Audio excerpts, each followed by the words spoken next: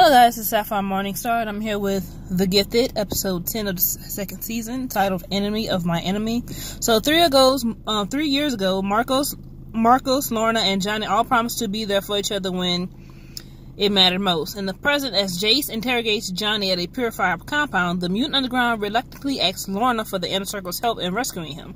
Lorna and Andy find the compound and join the Underground to assist. Andy's parents are happy to see him and tell him about Reed's powers, though Lauren does not trust him. Jace believes the Underground has been behind the mutant uprising, but pauses to consider Johnny's claim that Andy and Lorna left for the substantiated Inner Circle. So, until he sees Lorna and Marcos attack the compound together, believing Johnny has lied, he becomes enraged and shoots him with a shotgun multiple times. Jace flees before Clarice, Andy, and Lauren arrives to rescue Johnny. On the way out of the compound, Andy delights in torturing a purifier who tries to shoot Lauren, discussing his family when he says they deserve to be wiped out. Catelyn determines they must destroy the Inner Circle to get him back. Lorna kisses Marcos goodbye, but claims it does not change anything between them. Clarice reaffirms her love for the wounded Johnny. The Strucker siblings train separately to increase their powers. In episode 11, Memento, we start off in 1985 after his sister's death. Andreas von Strucker has the music box altered and leaves something behind after killing a shop owner with a powered sword. In the present, Reva gathers new recruits to the Inner Circle, but their sadistic past makes Lorna realize Reva must be stopped. Lorna studies the von Struckers, dreaming Andrea's death by being shot and mirroring Andrea's powers of turning her barriers into cutting discs.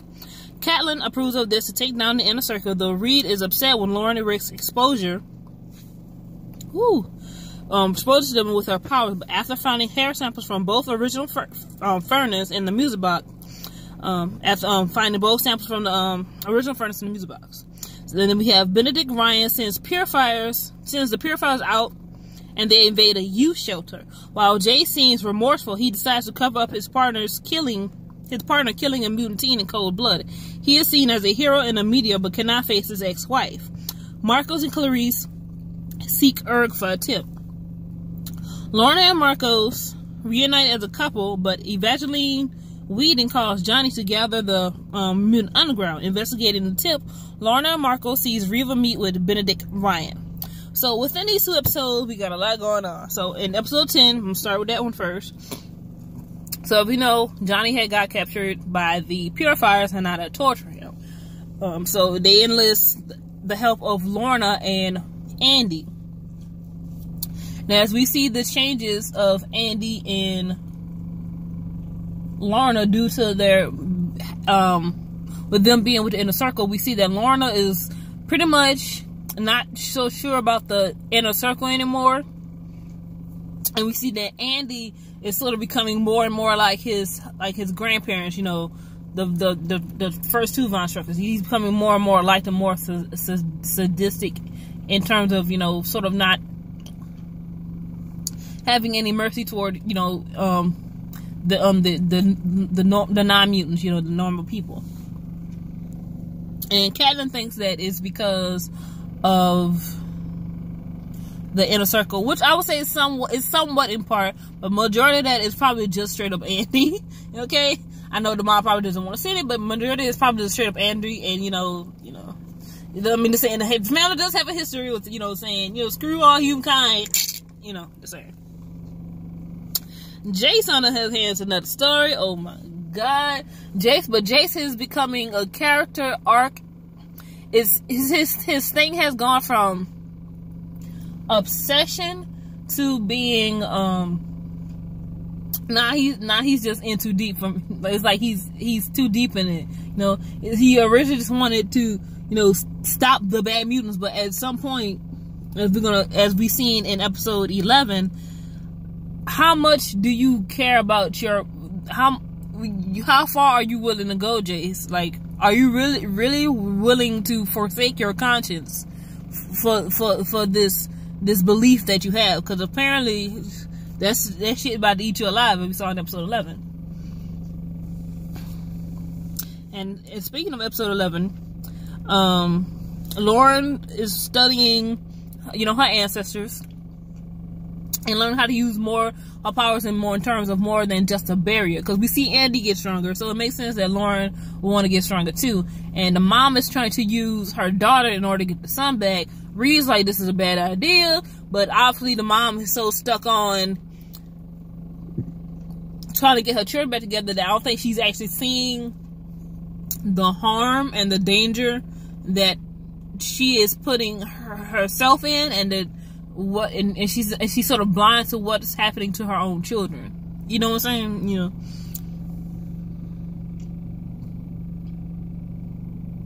So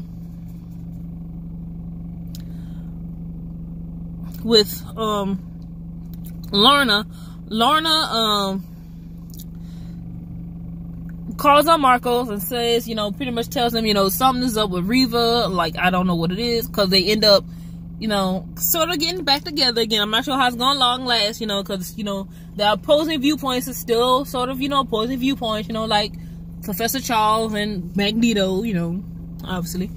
But they end up seeing that Miss Reva is meeting up with Benedict Ryan. Now, if you don't know who Benedict Ryan is, he's basically the Fox News in this world of the Gifted. You know, he's like, mutants are this and mutants are bad and mutants are terrorists. And then you see Reva, who's supposed to be all about mutants, giving him some sort of document. So what my best guess is that Reva is giving Benedict Ryan certain intel about certain mutants, sort of basically to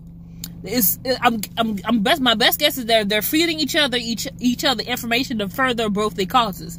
Cause if she has Benedict Ryan keep going about how mutants are this, mutants that, mutants that fuels the mutants for her to gather more mutants to join her plan. Meanwhile, if she gives Benedict Ryan certain info about certain mutants, that fuels him more on his purifiers that he has, you know, his purifiers. So it's sort of giving a proof, like, look at this.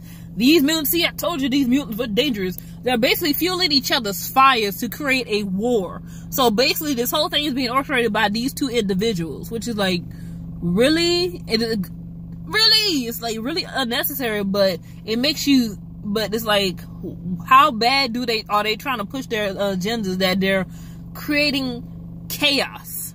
Like Peter Baelish on the Game of Thrones, chaos is a letter. You know? It's that whole situation sort of going on. And then we have Jace again that was saying he's digging himself so deep in this hole that he basically cannot get out now. So when they go to the youth shelter, two of the kids run away. And so Jace, the other purifier, he ends up chasing down the other one, and Jason talking to the one that he caught in the bedroom, right? So he's talking to him and he's like, why did you run? He's like, man, he basically equates the purifiers to basically the KKK.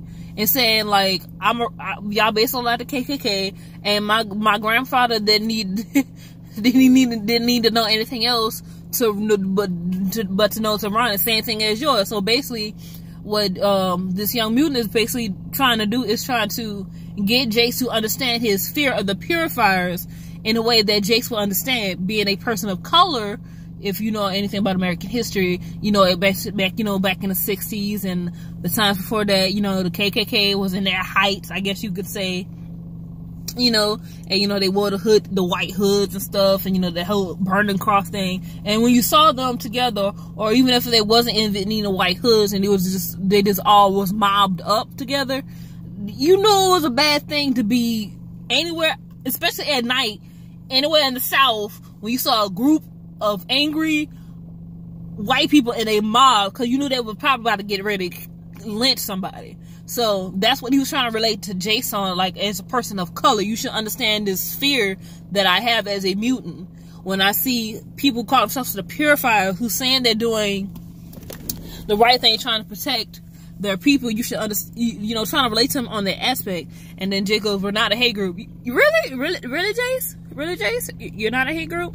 Because then what happens later is Jace hears a gunshot, and this young mutant is now and then shot, and so Jace ends up coming for him because the dude's talking about, oh, I don't want to go to jail, blah, blah, blah, blah. Now, what if that was any other situation? You know what I'm saying?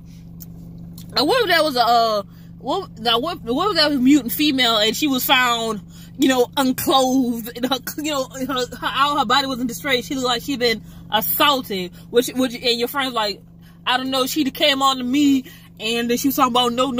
What if that was that situation? Like, you can't cover for somebody like that.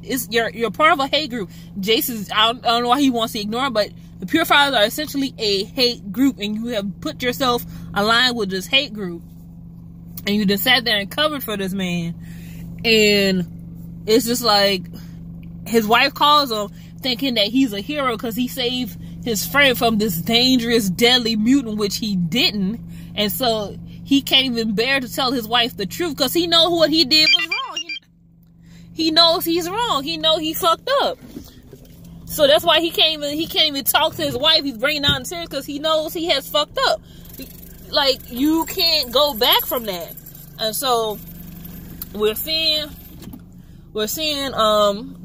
all these characters getting to a point where it's like their personalities are really definitely about to change. It's about to affect everything. Blink, I have a feeling, is going to eventually join the Morlocks because I see it sort of happening. You know what I'm saying? And that's pretty much all I can say for right now. It's just about to get really, really intense in terms of these characters. I really do hope we get a season 3 because it's about to get, to me, it's about to get real. But anyway, comment, rate, subscribe. I will see you guys next time. Don't forget to tune in for Thursday for my season 1 recap of Siren, because Siren season 2 is going to be very soon, so be ready. Yeah.